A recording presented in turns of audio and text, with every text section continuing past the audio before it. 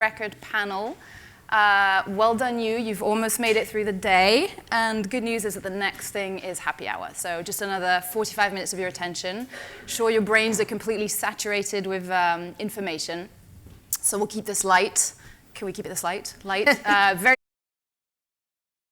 I'm going to introduce these amazing ladies to you in a second, but one of the things that I realized when I was prepping this panel and we had an initial conversation is how rare it is to hear people speak about leadership in their own words in a world where we're just constantly flooded with these chat GPT sort of super polished quotes on leadership. So I think this will be that. I'm very excited. We won't use the word leverage, optimize, ecosystem, pivot, synergy. Any other peeves, just give them now and we will add them to the list.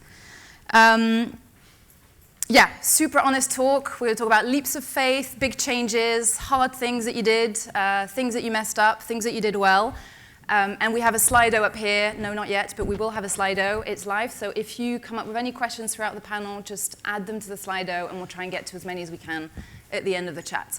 So without further ado, I will introduce our amazing panelists.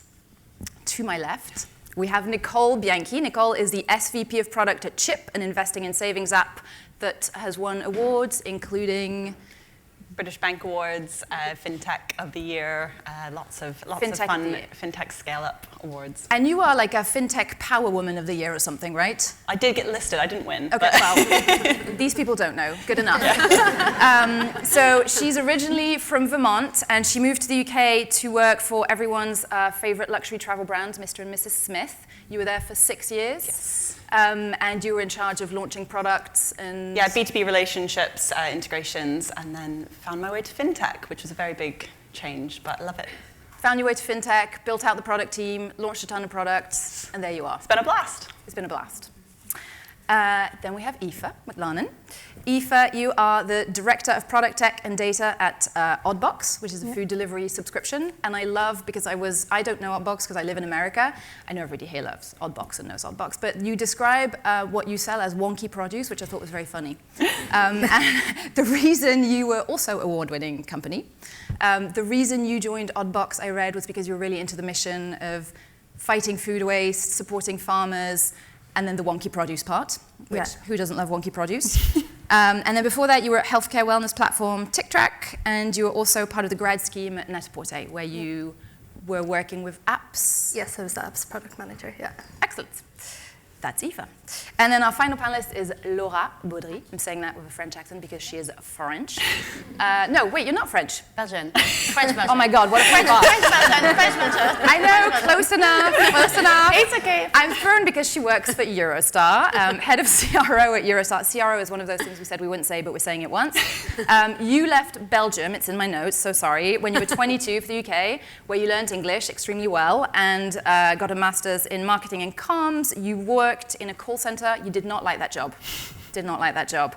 And then you had an unpaid internship at a small woman-led jewelry company where you did everything from like building websites to shipping orders to everything. Yes. And after that, you were at Wix. Yes, for a year, yeah. A year? Yes, started actually in PPC and then shifted into optimization. Great. And then you joined Frasers before Eurostar. Yes. Okay. So anyone who came here from France, it's partly thanks to you. So in a minute, we're going to get into the serious stuff. We're going to discuss things like failure and success and all these leadership things. But before that, I want to start it on a light note with a bit of an icebreaker and get to know you better. I want to start with a moment of happiness. I would love to know what makes you the happiest in the world. And we can start with Nicole.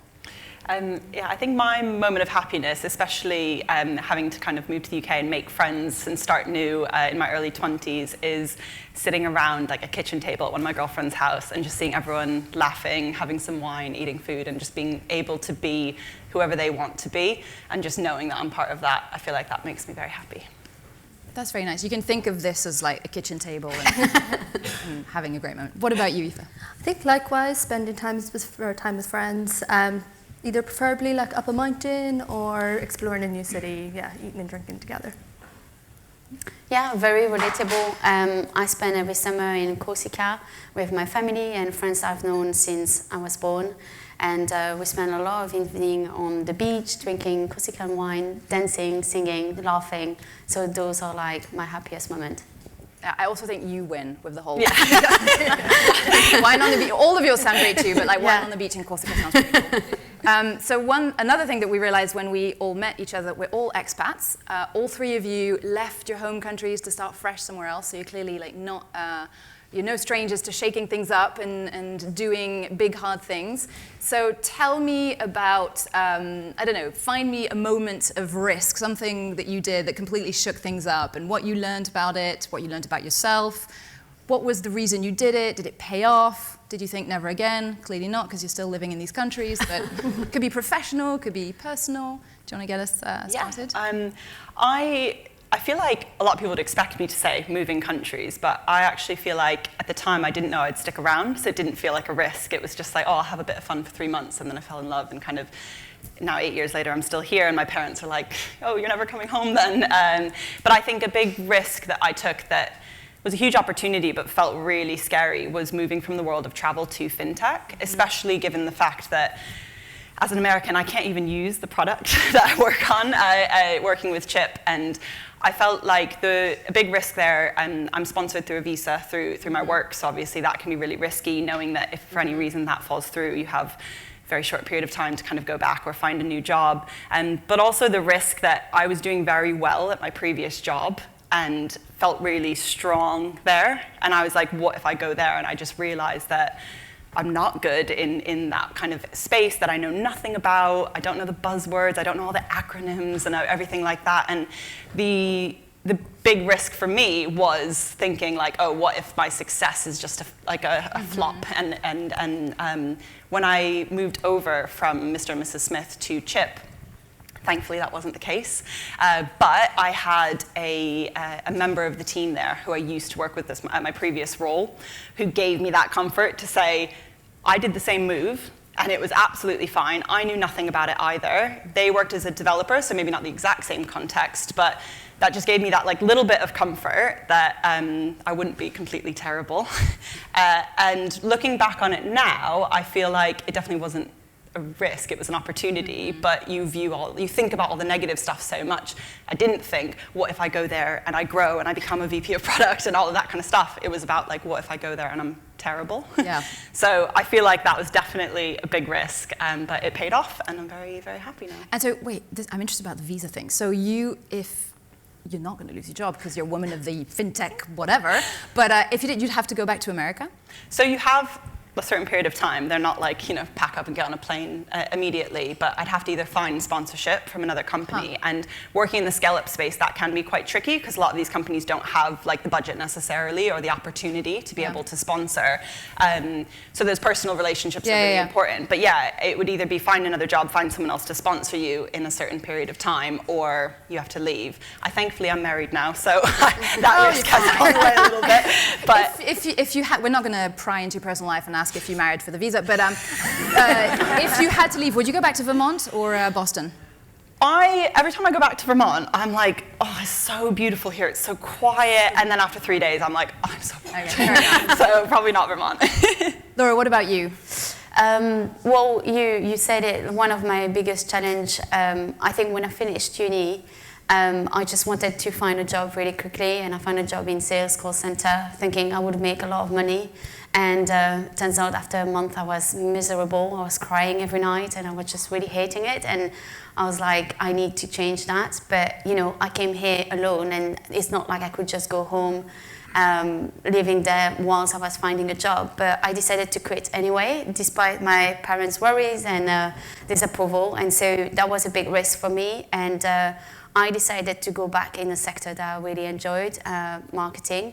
That's how I found my internship there.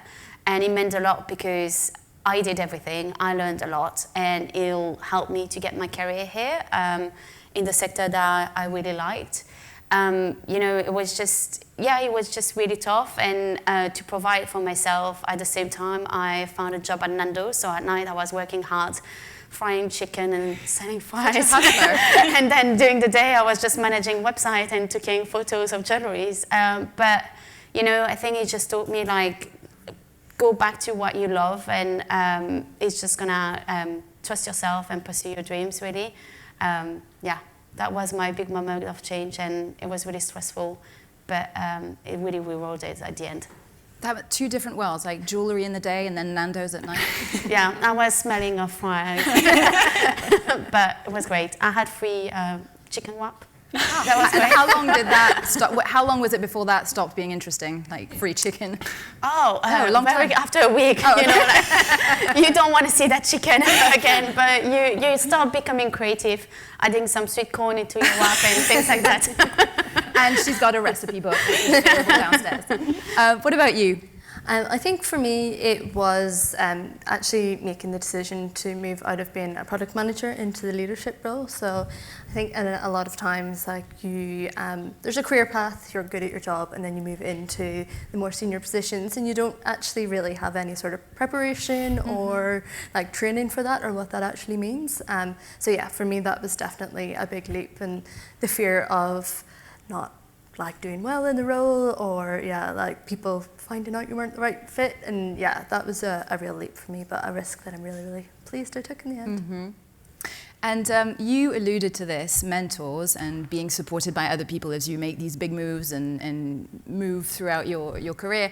I'm sure it's true for you as well. Like, can we talk a little bit about mentorship? And there's several forms of mentorship, right? There's the more formal one where you have a mentor, you set objectives, and there's a sort of a schedule to it and a regularity. And then there's also just all the people who support you along the way, peers. Sometimes they're not even at work. They're not professional connections. It could be your mum. It could be someone at Nando's, I don't know, although that would have been a professional connection for you. And then you also have this interesting, which you work with an organization called Fempelet, so you're also a mentor yourself. So tell us a little bit about your relationship to mentorship, how it helped you, and then maybe you can start and tell us a little bit about Fempelet and what you do there too. Yeah, sure. I signed up for a mentorship program to kind of pay it forward a little bit, because I feel like I was very, very lucky to have incredible female leaders like throughout most of my career who like really inspired me and gave me so much of their time to kind of help kind of progress me. And I was like, well, let me sign up for something, see what it's like, kind of just get chatting with people. And I've found it really fulfilling. And I've also found that instead of mentoring people in the world of product, which I think would feel like me just doing my job, it was more about like women trying to change from, you know, one career path to another, or like break into industry, or like junior people in their career trying to figure out how to kind of take the next step, which kept me like a bit more hyper focused on how I could then bring that into my own team and make sure that it's really tempting to hire like senior people with 8 years of experience who are just going to come in and crush it, but you know, it really made me kind of keep that idea fresh about like hiring in people who are trying to break into product, or it is their first product role, but they are incredible, or they seem like they could be incredible. And that keeps that really close in my head, which I think has been really nice that I'm like afforded the ability to do that in my current role. But I think it all comes full circle to what I was saying about why I felt comfortable transitioning from travel to fintech. I just had someone in my corner. And I think sometimes we really underestimate that someone doesn't need to be like an official mentor. You don't need to go through a program where you sign up and you apply and you get matched with someone and you have an agenda of things to talk about. Sometimes it is just somebody who can like teach you something, or who's willing to spend a bit of time with you to kind of help grow you, and they become an advocate for your success, whether formally or informally, and it makes a really big difference. I think that's hugely helpful in people's career, and I think a lot of women underestimate that advocate doesn't need to be a boss or a formal mentor. Sometimes it's someone you worked on a project with who thought you were great, and they might just be willing to say, oh yeah, I worked with her, she was a superstar, and now you're on the next project, or now you are hired for that job you've applied for that maybe they would have overlooked your CV otherwise. So I think paying that forward and making those connections, helping people feel confident to kind of grow is hugely important, and I think everybody who has the opportunity to do it should take advantage of it, because you learn a lot as well as being able to pass on a lot of knowledge. Aoife, is that something that you can relate to? Yeah, absolutely. Especially joining a graduate scheme. I think that, being a grad in a business, you are looked at as a project, or people want to help you out. But I think that, especially all those years ago, like you're working in the office every day, you just like pop up in random locations, and people want to bring you into those projects and give you new new viewpoints of how to do things. So I think that was absolutely critical to my career and my growth. And I think it's really, really important, as you said, to make sure that we are looking for that in other people, whether it be somebody in your direct team or further afield in the business.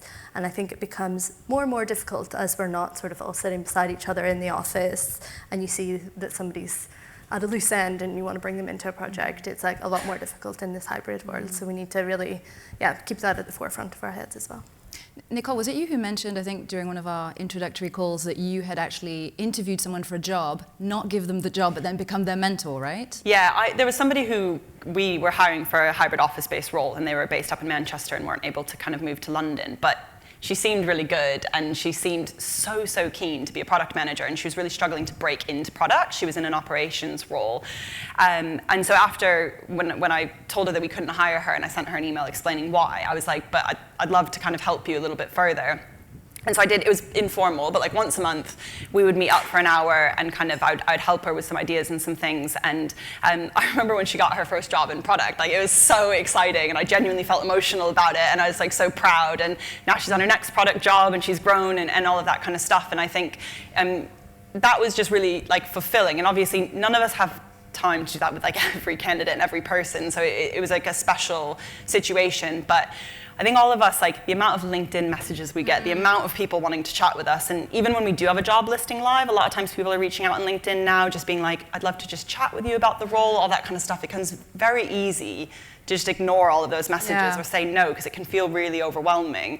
But every once in a while, if you do have the space or the time to just jump on a call with someone for 30 minutes, it can make such a big difference to their lives and their careers, even if it's not meaning anything really kind of tangible for yours. I'm going to try as hard as I can to kind of hold on to that for as long as I can, because I think, it's just really nice to be able to. But you learn a lot as well, right, from supporting. So you learn a lot about yourself, what you can do, and it's also a moment of growth for yourself. Oh, 100%. I mean, going back to what you were saying about going into a leadership role, you might be able to go on a course, but like you don't learn how to do it without doing it. And so it keeps that kind of stuff fresh. It keeps you excited about young people entering the workforce, like what to look for, hopefully gives them some faith that there are good employers out there and not people who are just running your resume through an AI generator thing to see if you've put the right buzzwords in. So I think it's for all like the right reasons, definitely. Laura, what about you? I would say I have two big role models in my life, and they're male role models actually. The first one was when I was at Wix. It was my first director, and he always said things like, if you don't ask, you don't get, or don't be afraid to chase or follow up to get what you need. And those are mottos that I still live by today, because I mean, I moved to another country. I wasn't afraid of like moving to different cities in the UK or asking for different things at work. And I think that's a very men thing to do. And as a woman, I thought, the worst can happen, you get a no. And then the second big role model, it sounds cheesy, but it's going to be my dad. He always says, be a sponge, Laura, absorb anything you can. And I think that's the key thing. You can have mentor, and I think it's really important, obviously. But the best advice is pick anything you like from anybody. Like, pick the professional style that really you're inspired by, and replicate it into your world. I think that's what matters. It's not about sex anymore. It's about like what you like and how you can put it into your life. I think as well there's like tremendous value in being mentored by someone who doesn't know you that well but knows just a part of you, because there's this objective, but also tremendous value in being mentored and supported by someone who knows you really well, beyond who you are at work and what your career aspirations are, etc.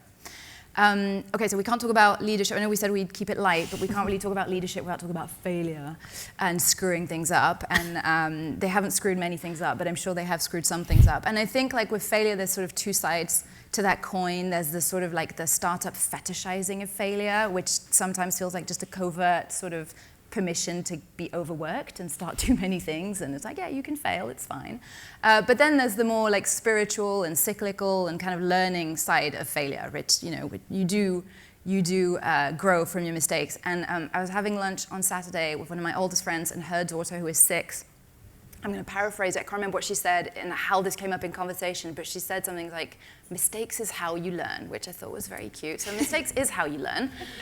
So can you, Aoife, why don't you start and why don't you talk to us about something that you screwed up terribly, or maybe it wasn't that bad and you survived it? Yeah, well, definitely survived it, but yeah, I'm a product person, so I like to gather all the data and break things down, small steps. So I wouldn't say that there's any huge big failure that I've had. Man.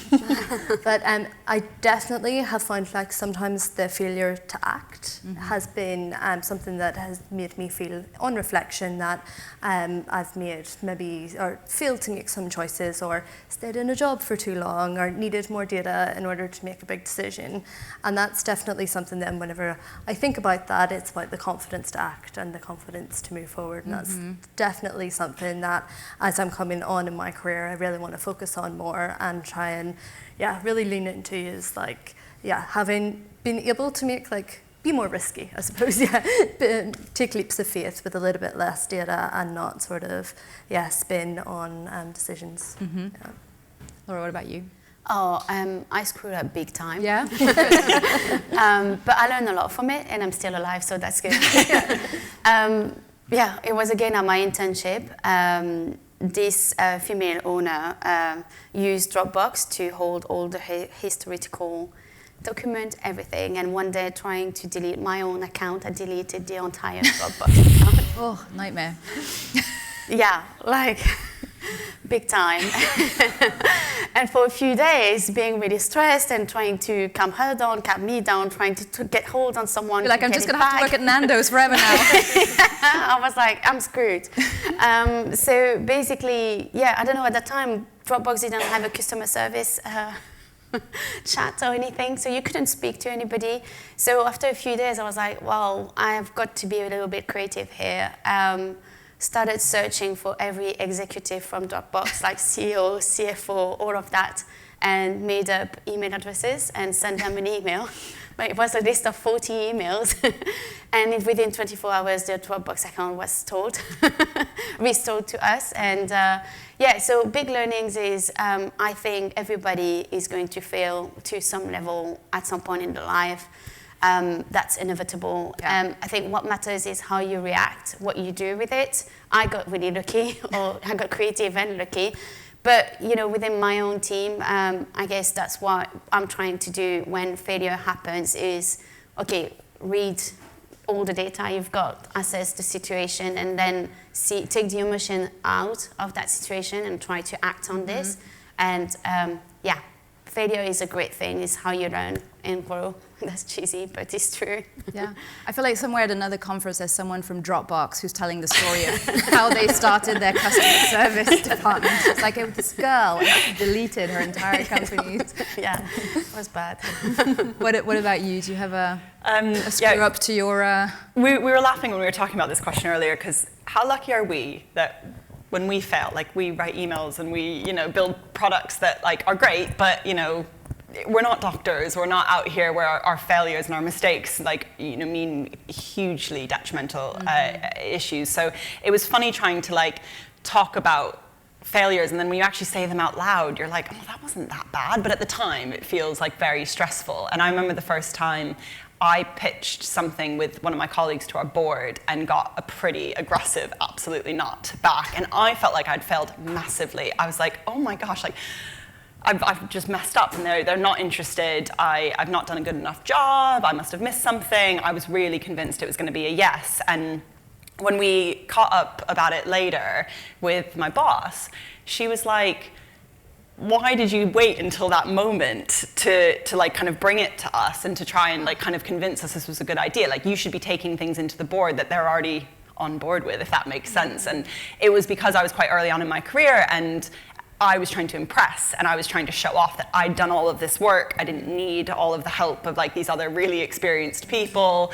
I could show off that I had these big ideas, and realized very quickly how silly that was, because I'd wasted so much time and energy kind of trying to accomplish this myself. And looking back, that's the failure, not getting the no. The failure was the fact that I tried to make that my success and not make that something that, you know, I either would have gotten the no a lot earlier on and stopped wasting my time, or maybe I could have gotten the yes if I'd made the right tweaks and changes based on like feedback of very senior people who'd been doing the job for a while. So that's probably not the biggest failure I've ever had in my career, but I feel like that's the one that kind of resonated with me the most, of not doing things in a box, in a silo, trying to kind of show off how good you are.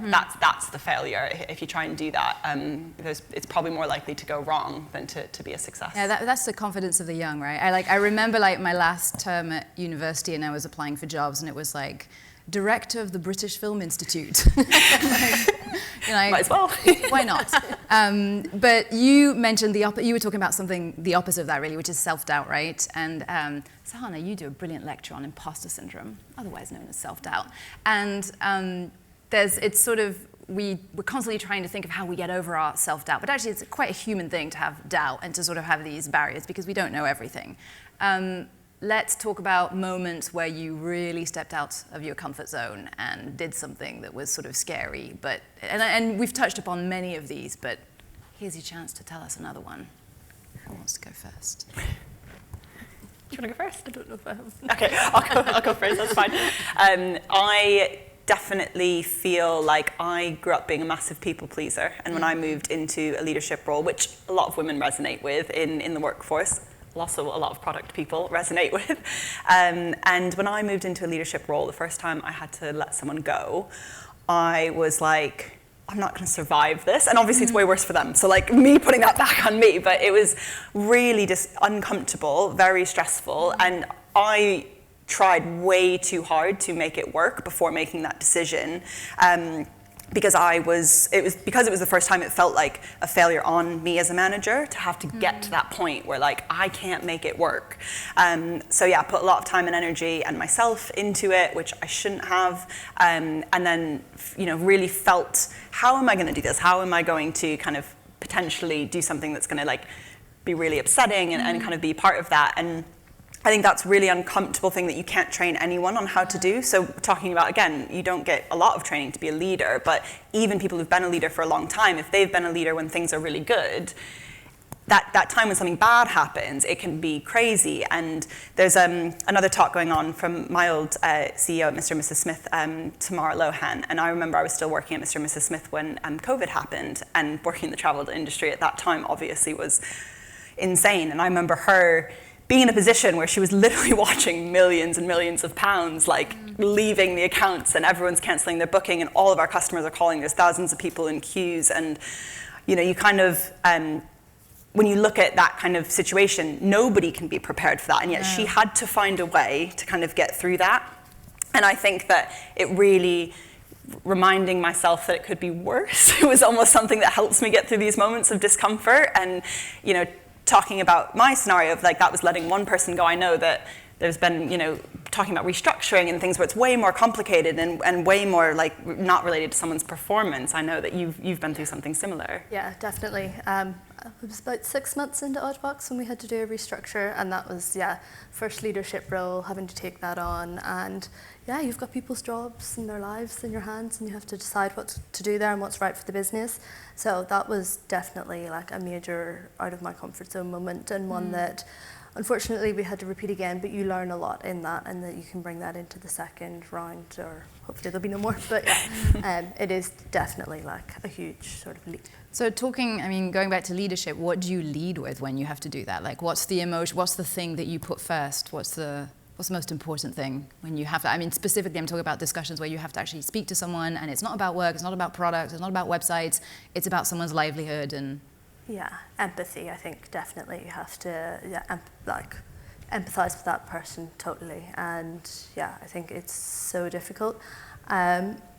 Luckily, I've kept in touch with a few of them, and they have gone on to do great things and think that it was like the right time for them to leave the business and etc. But yeah, I think really empathizing with Well, that's an amazing reflection on whatever you did then, because for someone to be willing to sort of maintain contact and to, you know, it means you clearly did something very right. Hopefully. What about you, Dawn? Yeah, I mean, fortunately, I didn't go through restructuring and having hard talk with people. But I agree with the bits that I think you just learn on the spot, and experience is your best learning curve. You know, like when I joined, my moment of discomfort is when I joined Fraser's Group, and I was quickly tasked to scale up the experimentation program from 1 website to 9 websites in one go. And Fraser's Group is known to be very fast-paced and high-pressure environment. And on top of that, I needed to manage like different internal teams and then external agencies, and then managing more than 100 experiments on dynamic yield at the same time, all by myself at first, and then getting a team. So all of that, like, I was freaking out of how am I going to do this. Obviously, there was a lot of eyes from the business on this because it was just scaling up this big program that is coming now at Fraser's Group and A/B testing, and a lot of questions were asked. And I had to just learn to be very quick at making decisions. Obviously, being a great communicator, organization, all of that. But I think the key that I've learned was delegating a lot and trusting your team around you. And it goes back to, being empathetic with your team, understanding them and working very close with them because they're going to become your power. Mm-hmm. So yeah, that was a great learning curve for me. And doing all of that just made me a more effective leader, I guess, and more focused. So yeah, that was my moment of discomfort. Mm-hmm. It's really nice hearing that story, because I think a lot of us, when we look up to leaders that we find really inspiring, we think that they have all these skills that we don't have. Yeah. And actually, they're just like the three of us, we're just figuring out like day by day, situation by situation. So all those people that you're looking up to, they're doing the exact same thing. And yeah, they're at the next level and maybe they have more experience dealing with these situations. But like, most of us would sit here and say we don't know what we're doing really, mm-hmm. and we're figuring it out. And things like having a great team around you, and whether that's at a leadership level or your team kind of below you, is hugely important at managing those feelings of discomfort that happen more often than not especially when you freshly move into leadership. As you continue forward, you have less people to look up to because that gap's closing. So I think we just need to, everybody has an opportunity to get there if they just give it a go. One thing at Oddbox, we've offered coaching to everyone in the business, and it has been incredible in terms of adapting scenarios, mm-hmm. how to bring problems and work through them with the coach. It's been honestly one of the best benefits. Like every employee has access to this. Every employee, unlimited coaching. Wow. So yeah, it's definitely a privilege to be able to go through that, and I've seen myself grow so much from being able to have access to that.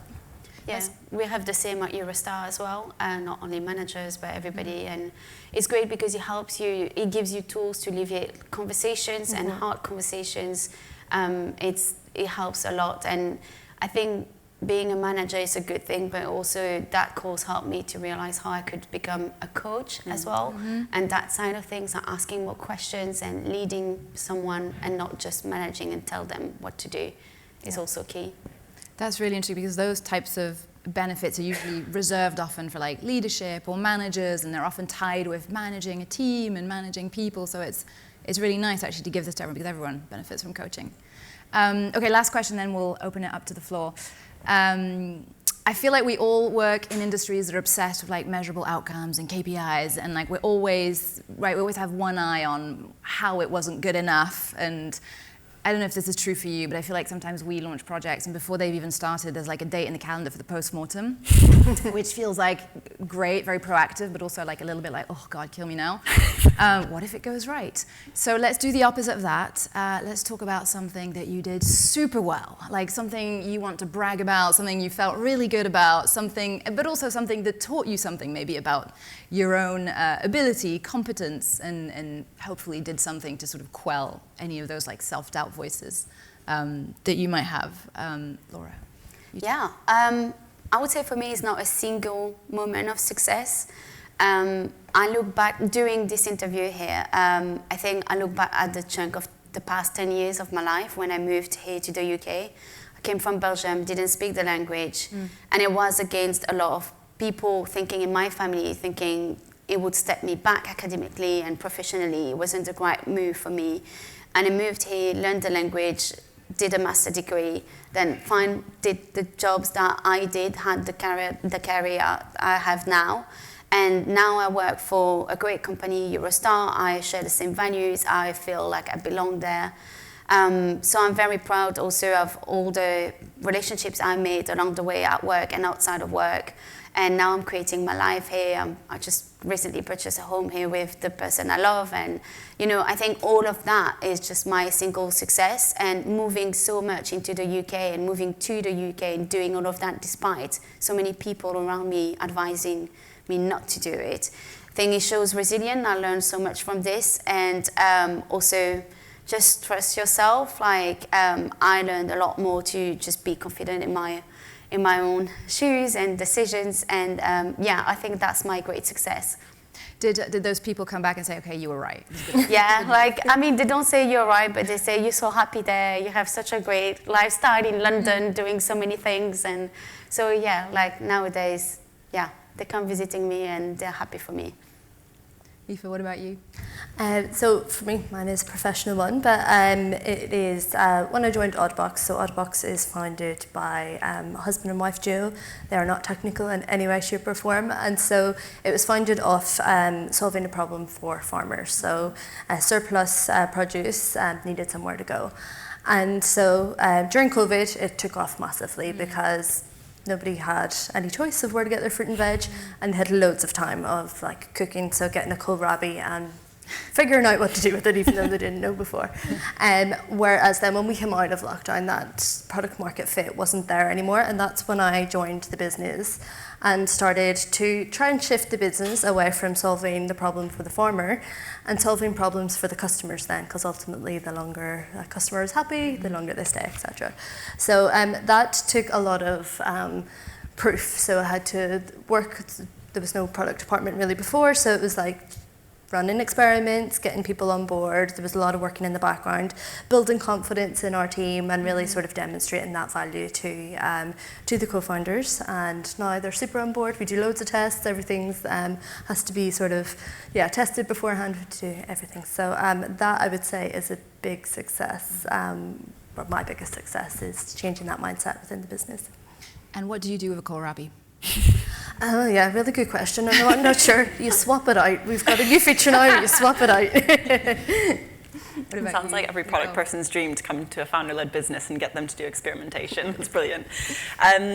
I thought that my biggest success was when I was an individual contributor, when I first joined Chip, and I was brought in to launch our savings accounts, and that was when the business really went through like hyper growth. So we went from having about £200 million of customers' money. Now in our savings accounts we have almost 6 billion. I think actually more than 6 billion now. And that was like kind of the product I launched, the integration, all of that kind of stuff. Obviously with a massive team of people, not just kind of my success, but I thought it wouldn't get any better than that because it was like my project and it was like I knew everything that was going on, etc. And then I became a manager, and I all of a sudden couldn't do IC work anymore, and I was like, oh, I miss it. Like I miss being able to get like my hands dirty and actually like do the work, and I really struggled with that transition. But I have the most incredible team now. They are so strong. They are so well respected around the business. They get such amazing work done. They're delivering an amazing product. That I've actually realized that feels so much better, but it took me a while to feel like that was more of a success because I don't get to take any of the credit. You know, they're the ones like getting all the credit, but ultimately that's brought me so much more like the feeling of kind of success, which has been brilliant and like makes me feel really comfortable now of really feeling like I am a leader rather than kind of before when I would say like I actually miss the IC work quite a bit. I want to kind of maybe think about being back there. So I would say that feels like such a success now to have a team of rock stars basically who are absolutely smashing it. It feels great. Very nice. How are we doing for time? We've got quite a few questions. So Let's get through some questions then. Okay. This is the off the record part. Everybody turn your phones off. Any media, can you leave the room? What is the shittiest thing about being a leader that most people don't know about? And you're just going to have to fight over these questions. Okay, I have one. Go on. I think someone mentioned earlier politics I think like you realize you're just at school trying to fight for your own ground with other leaders who shout the loudest, who's, you know, get the elbows out and things like that. It's a lot like that sometimes at meetings, and you know, I guess in product you must live that often, like who's got the strongest product and who get the most money and things like that. Like it's the same thing, shouting about like at the beginning at Eurostar, getting there and trying to shout about the value of A/B testing when no one wanted to do A/B testing. You know, like it's just like need to knock on doors. So I think that's, yeah, it's just a massive playground, and it's politics. I would say I love managing people when everything's going well. And when it's not going well and it all collapses at the same time, that's quite a hard one to deal with, so I'd say, yeah. I think you definitely think you're going to have a lot more, power is not the right word, but like, you know, you can do a lot more as a leader, and then you get there and you're like, oh, I still can't do anything, you know, and yet everyone's wanting you to do things. Your team's asking for things, you know, you're trying to influence change, and it's not as easy, or you don't have the ability to do that as much as maybe you think that you're going to. And the other shitty bit is just so many pointless meetings. Just you're sitting there like, oh God, nobody needs to talk about this again. So yeah, those are the two things for me, I would say. What about meetings about meetings? Oh yeah. Those are the worst. Ooh, this is a beautiful one. What's on the vision board? What's on the vision board? I can barely think about next week, honestly. Vision board as like our life, career. I think you interpret it as you want. I don't think we need to know the roadmap for Eurostar. Although, if it's interesting, we'll listen. No, I don't want that. I think to me it's just I want to do something I like and where I'm happy. Where I'm happy with my team, I can see the team grow. Like that's the vision. I want to see my team grow and being all of us happy, keeping on shouting about successes, and creating that culture of positivity. Wanting to wake up in the morning and going to work, like that's my vision. Yeah, I think I'm pretty close on that, yeah. Working for a mission-aligned company, that is definitely like my North Star. And yeah, growing the team within that business, I think, yeah, making that shift more towards product and tech being a bigger part of the business, definitely. Yeah, like I said before, I really struggle with that. I think I never kind of see where I'm going. So I obviously never thought I'd move to the UK, never thought I'd move to fintech, never thought I'd move into kind of the VP role, given I was an IC. So I think that's clearly working. So I think the vision for me is to not know what my next move is, and to kind of take opportunities as they come and keep feeling comfortable, like living that way, and maybe not getting too comfortable. Maybe that's my vision. Maybe that's like the definition of professional contentment, is not being able to answer this question really, because you're kind of so close to it, or you're completely wild like you. What were the biggest challenges you faced scaling across multiple countries and languages, and how did you overcome those? Biggest challenges, I think is not knowing, but then equally is super exciting. Not knowing where you're going, not knowing your vision board. What is really challenging is, yeah, like adapting. Not speaking the language is finding yourself in a pub and so excited because you're in a pub with like other English people that you've never met before, and it's your first Friday night. But you can't understand a thing, so you're just thrilled of being there. You know, there's that kind of moment. I think adapting yourself and being really surprised in how good you would do afterwards. I think that's my biggest challenges, is not knowing and just figuring out on the spot. But equally is really thrilling. I'm from not that far away, so I don't really have that much. Yeah, I mean, I've not got the language issue either. I would say it's not that big, not that big of a difference. Although, what happened to your American accent? Do you not think I sound so good? It's still there. I'm so thrown by this. I mean, all of my friends and my husband still take the piss out of me massively for how American I sound, so maybe they're just used But you to just it. said take the piss, and no one in Oh yeah, America I've definitely had to learn what to say so to fit in. But yeah, I still say the elevator, and they're like, "What's that?" And I'm like, "You know what that is." Yeah, I think I've had to slow down how fast I speak. That's been one thing I've had to change. To get the looks. That was, yeah. So adaptability. Yeah. All right, and because we are at a tech conference, you do need to answer one question about AI. how do you use AI personally in your day-to-day work? I think, yeah, I use it just mostly in, I've forgotten the word. Yeah, just speeding things up. So yeah, like using Gemini and all of the embedded places that it is across G Suite, using ChatGPT is like, I'm a bit hesitant to like, I don't want to, like, I still want to use my brain in terms of like coming up with those core ideas and making sure that we're really pushing the boundaries and not just doing and creating documents the same thing that everyone else is creating. So make sure that there's real thought and input in there. But yeah, definitely not starting from a blank doc. Yeah. Like a co-brainstormer. Yes, yeah.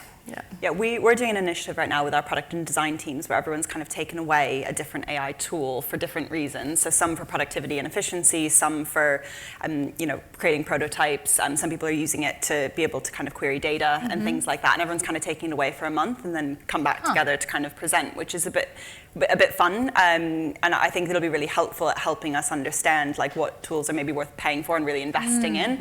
Because I think at the moment, with a lot of companies who haven't figured out what their like strategy is yet. Everyone's probably using these different tools in silos and in different ways, and so you're not able to necessarily take advantage of like, what everybody should be using it for and collaborate and everything. But I think in the world of product and design, some of the stuff it's really good for is that efficiency, like speeding things up that are quite manual tasks, but also in the ideation stage, there's a tool called Lovable that we're trialing right now, which is really helping with like that original stage of ideation where everyone has loads of ideas. You can quickly kind of whip out what they might look like and everyone can have a more visual inspiration rather than one of our product designers spending a week manually doing all of that, and then we decide which one we kind of want to move forward with. So it's not replacing the ideas stage, but it's kind of replacing that ability for us to move a lot faster. So yeah, I think we are still, in terms of like how I use it every single day, it's pretty similar to you. It's mostly just like efficiencies and things like that. But in terms of how I want my team to be using it, I want us to be very, very aligned and using the same tools that we all understand. We can learn how to be better at prompting. We can learn how to be better at using them efficiently as a group, rather than it being a siloed approach where everyone's kind of doing their own thing and some people are seeing loads of benefit from it and the other person's still writing their tickets manually and stuff like that. I think it's fascinating that you're taking them away now, because it's almost like before you've had a chance to completely adopt them and have it be second nature to question the value, because we do get used to things and then, we use them for like 6 years and then someone is like, why are we do? I feel like that's going to be true of Monday. I feel like one day we're all going to wake up and be like, that was such a difficult thing to use, all those notifications. But love Monday if someone from Monday is in the room. Do you have an answer to that question? Yeah, I mean, besides everyday efficiency, like your assistant kind of thing, besides that, I'm not going to take the credit for that, but the head of insights for us came up with a really good testing idea, and we also sell packages on Eurostar, so we did an A/B test where essentially with packages you have the hotels and hotel description, and it can be really long when you're like searching, you don't want to read the whole description, and he came up with the idea of having AI generated small keywords or summary on like the hotel listing page and things like that. And so we did that test and it worked really well.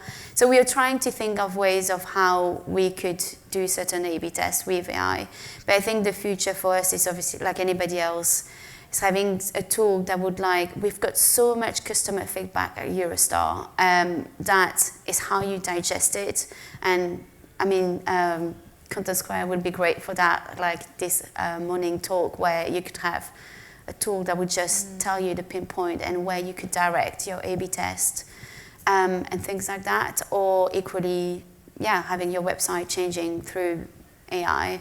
And personalizing the content just through that, that would be great. So we are trying to investigate that and see what will work best for Eurostar. So we did get a little bit of the Eurostar roadmap. Do we have time for another question? No, we don't. Oh, that's sad. Okay. Well, thank you, everyone, for the questions. Thanks for coming. Thank you to our 3 brilliant panelists. I guess give them a round of applause.